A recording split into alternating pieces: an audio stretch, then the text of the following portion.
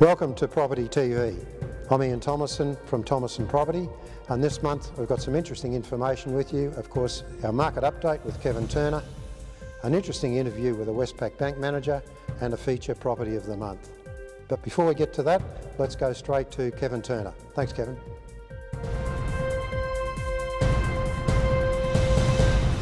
Hello and thank you.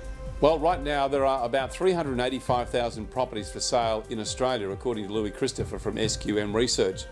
This is up by about 15% on this time last year. Brisbane alone has 30,000 properties currently for sale. RP data tell us that at present we have 7.4 months worth of stock currently on the market compared to 5.6 months this time last year. That means that if no more properties were listed for sale, it would take until the end of June next year to sell what's already listed for sale. This may seem a little bit gloomy, especially if you're trying to sell.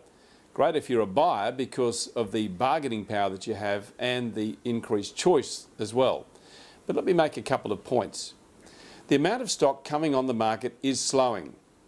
We're coming into a period, the end of the year, when activity does slow just a little bit, although I should point out that properties will continue to sell during Christmas and New Year. I sometimes think that it's just the agents who will stop working. So if you are selling, now's a great time to stay focused. Get your agent to continue to market your property well and use the fact that some properties will be withdrawn at this time of year, thereby creating less competition. Do the opposite to most others and use this time to show your property to its best advantage to maybe your potential buyer. All the best for Christmas and the New Year. Finding the right cup of coffee isn't always easy, but Sharon from Westpac Hamilton can show us how to find the right bank. Well, Sharon, thanks for joining me this morning to talk about the banking. And one of the reasons I wanted to talk to you is that there's a lot of obviously turmoil in the world at the moment with the global economy. Banks seem to be fighting each other, chasing customers, and I guess the first thing that comes to my mind is why would I want to go through the hassle to change banks? To me it would seem like a fairly complicated process and probably not worth doing. What would your response to that be? Well, firstly, Ian, I'd like to say thanks for giving us the opportunity to have a little chat with you today about Westpac and especially our branch here at Hamilton. It's pretty easy really, Ian. You know, people think that it's complicated to change banks, but here at Hamilton I have a dedicated team of specialists and what the dedicated team of specialists actually do is make it easy for you. So I'd like to dispel the myth that there's problems and trauma and trouble in changing banks. It's actually very, very simple. I guess one of the things that I see is that banks say, come here, we've got a better deal for you, and I just think, well, a better deal today probably isn't going to be a better deal tomorrow, so why go through the process?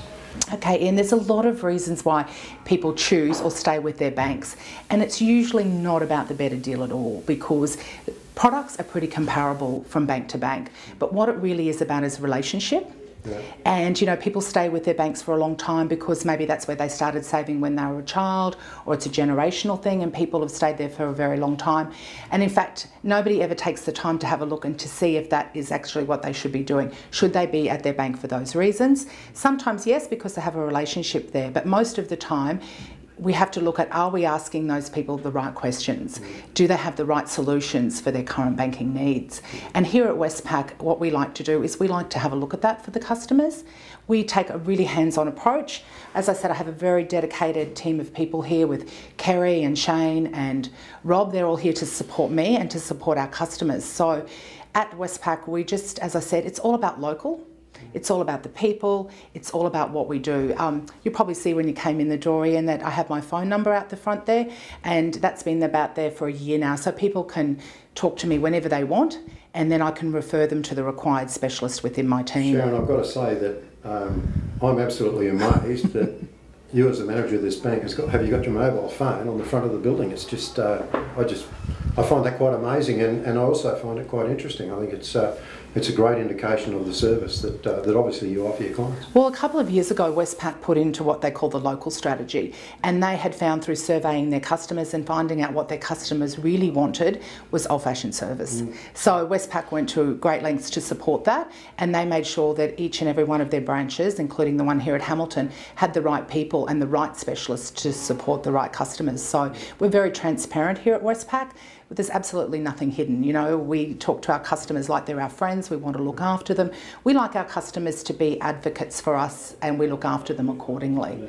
So someone who's got business accounts and things, and as a business person myself, obviously I sort of wonder whether I'm getting the best deal from my bank.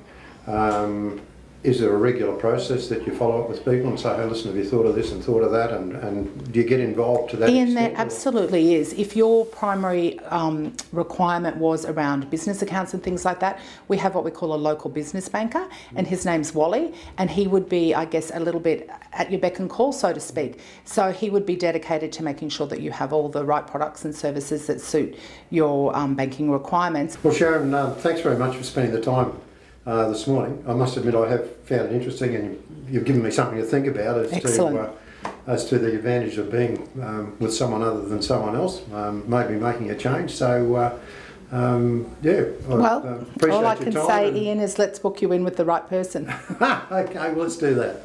Thank you.